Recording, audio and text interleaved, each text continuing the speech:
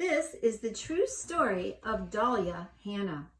Gather around, little ones, to hear the true story of a little baby girl elephant and her adventures. She was actually born of very humble beginnings in Lafayette, Indiana, surrounded by cornfields, but ended up traveling the world, and in a roundabout way, she reached her heart's destination. Just snuggle yourself in with your blanket or your favorite cuddly, and I will tell you how it came about. Strangely enough, she had very humble beginnings, starting with, of all things, a few balls of yarn. She came to life when a splash of blush was applied to her cheeks. The next thing we knew, we had a delightful, very inquisitive baby elephant girl on our hands. Alas, we could not keep her with us forever.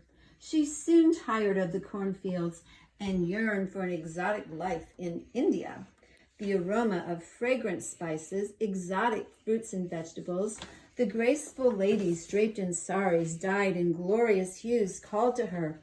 Most of all, she loved the Bollywood dancers with their vibrant energy and smooth rhythms that made Dahlia swoon and started her body moving along in imitation. Dahlia jumped for joy when her pen pal from Mumbai, India, invited her to come and live with her family. She promised her a grand life and eternal friendship. So, wanting our dear Dahlia to be happy, we packed her up in a beautiful, glittering travel case and sent her on her way. Dahlia's excitement soon turned to nervousness. Inside her travel case, she was a bit bewildered when postal workers tossed her from one carrier route's vast container into another. At first it was exhilarating and she was squealing with delight.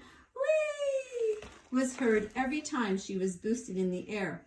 But after a while, her tummy began to churn and she was relieved to finally be out of the post office and transferred to the Indianapolis International Airport for the first step of her long journey overseas. At the airport, through her case, she heard many foreign languages and wondered which one she would be hearing when she reached India. In the baggage department, she was again tossed vigorously about. The traveling case was dented in a few places by heavy objects, causing her to flinch and go to a safer corner. The next stop was the Chicago post office, where she stayed for quite some time. The delay was so long that she was glad she had packed peanut butter and fresh strawberry jam sandwiches to eat. That should stop other travelers from commenting on the tummy growling sounds coming from her case. On the plane to India, she practiced her greeting for when she would meet Dahlia in person. Namaste, she would say. Finally, she arrived in the post office in the airport in Mumbai, India, only a few miles from her friend's house. She tried to make herself more presentable by smoothing her dress and unkinking her long trunk, of which she was most proud. The treasures she was bringing her friend from America were carefully lined up. She was so excited to be there. Already she could hear Bollywood music streaming from the intercoms, smell the aromatic Indian food, and hear many people milling about speaking the various dialects of this foreign land. Then she waited patiently for her friend to pick her up. She waited and waited and waited, and still no Dahlia. Unknown to Dahlia, the COVID-19 virus had arrived in India before she did.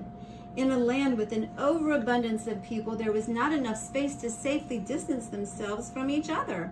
It was so serious that people were climbing the enormous tall banyan trees with their many limbs to keep away from others that may be sick. No one wanted to come near Dahlia to give her the virus. After a while, Dahlia thought that, maybe her custom forms were not in order, and was determined to charm her way out of that problem if given the chance. Now, it had been so long that she was starting to get homesick for her family back in Indiana. Dahlia lay awake, worrying in her crumb-strewn traveling case that was now a little worse for wear with dents from being tossed about. She was a bit sticky from the strawberry jam that had oozed from her peanut butter sandwich. It was uncomfortable, squished in her slightly crushed case. She wanted fresh air and needed to do her yoga to stretch out her sore body. Trunks were never meant to be folded. Passers-by could hear her crying soft, pitiful tears. She was homesick for her Indiana family and worried that she would never see them again.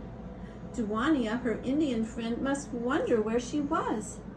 Just when she was feeling her saddest, she felt her case being picked up, and her spirits rose as well.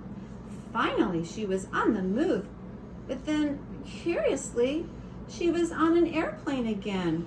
She was just happy to be on her way. When her case was opened, she was amazed to see her very own overjoyed family looking at her with love. Many hugs took place, and Dahlia's normally cheerful disposition returned. They were surprised that Dahlia ever got home safely when they saw the appalling condition of her once beautiful traveling case. When she heard from Dahlia, she knew that now was not the time for a move.